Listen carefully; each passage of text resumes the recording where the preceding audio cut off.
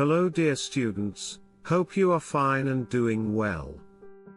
Today we are going to discuss the novel, Tess of the D'Urbervilles by Thomas Hardy. Please like, share and subscribe the channel. And one thing more, if you have any question about the novel, ask me in the comments. Now coming to the lecture. This novel is often celebrated for its deep psychological exploration of characters, its critique of Victorian society, and its intense narrative of love, fate, and tragedy. First published in 1891, it became controversial for challenging Victorian norms, especially with its treatment of purity, morality, and societal judgment. The story begins in rural England with Tess Durbeyfield, a young girl from an impoverished family, who learns that her lineage might be noble, descending from the D'Urbervilles, a once aristocratic family. Hoping to gain some advantage, Tess's family sends her to connect with the local wealthy D'Urbervilles. But Tess soon meets Alec D'Urberville, the man who symbolizes everything dangerous and predatory in Hardy's view of the upper class. Alec manipulates Tess and, in a pivotal moment that shapes the entire novel, he takes advantage of her trust and naivety. This incident, often interpreted as a rape, marks Tess's life irrevocably, filling her with a sense of shame and guilt. Tess gives birth to a child who dies shortly after, casting a shadow over her life as she tries to move forward, carrying the weight of trauma and societal scorn. As the story progresses, Tess finds work at a dairy farm, determined to start afresh. Here she meets Angel Clare, a young, idealistic man from a respectable family, who is charmed by Tess's beauty and natural grace. Angel represents a different side of society. He is progressive and questions some conventional values. They fall deeply in love, but Tess is haunted by her past with Alec and struggles with whether or not to reveal it to Angel. Despite her fears, Angel proposes, and Tess reluctantly agrees, still troubled by her secret. On their wedding night, she decides to confess, hoping Angel's love will conquer his judgment. But Angel, despite his liberal ideals, cannot overcome his own moral double standard. When he hears her story, he recoils, unable to reconcile Tess's past with his vision of purity. This reaction devastates Tess, as the man she loves abandons her, unable to see past a single moment in her life. After Angel leaves for Brazil to start a new life, Tess finds herself impoverished and vulnerable once more. Alec reappears in her life, reformed in appearance, yet still exerting control over her through manipulation and threats. Forced to choose between a life of poverty and succumbing to Alec's influence, Tess becomes entrapped in his world once again, despite her feelings of betrayal and resentment.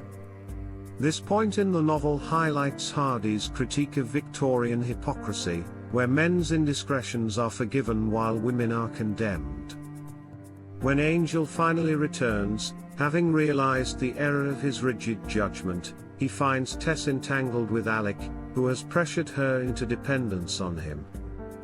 Desperate and furious, Tess makes a drastic decision. She kills Alec in a final act of liberation. She and Angel flee, briefly enjoying a bittersweet escape that allows them to experience the love they were denied by societal expectations and misunderstandings. But their time is short-lived. Tess is ultimately captured at Stonehenge, a symbol of ancient endurance and timeless struggle. She is arrested and later executed, an innocent victim ensnared by a cruel fate. The novel's characters and symbols provide profound insight into Hardy's worldview. Tess is an embodiment of innocence tainted not by her own choices but by the pressures and judgments of society. Alec, with his wealth and influence, represents Victorian hypocrisy and the ease with which society allows men to exert power over vulnerable women.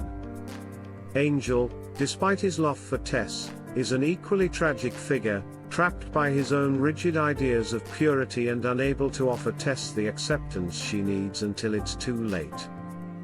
Hardy's themes reflect his philosophical beliefs, particularly the concept of fate versus free will.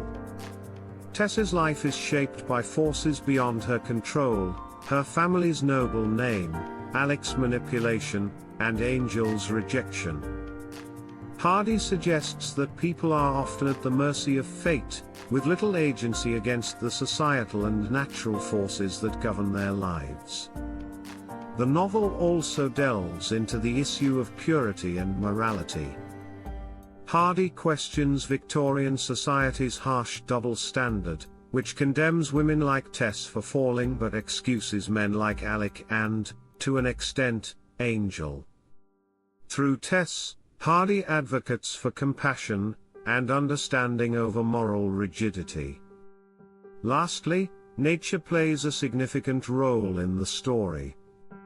Hardy often aligns Tess with the beauty and vulnerability of the rural landscape, which is threatened by industrialization and social change. The countryside, while beautiful, is indifferent to Tess's suffering, symbolizing Hardy's naturalistic view that nature, like fate, is an unstoppable force that humans must endure rather than control. In conclusion, Tess of the D'Urbervilles is a profound critique of Victorian social norms and a moving exploration of a woman's tragic life under a society that fails to protect her innocence.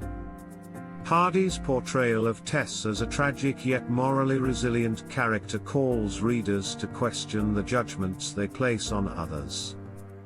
Her story resonates because it reminds us of the importance of empathy and challenges us to think about how society often punishes the innocent while excusing the guilty.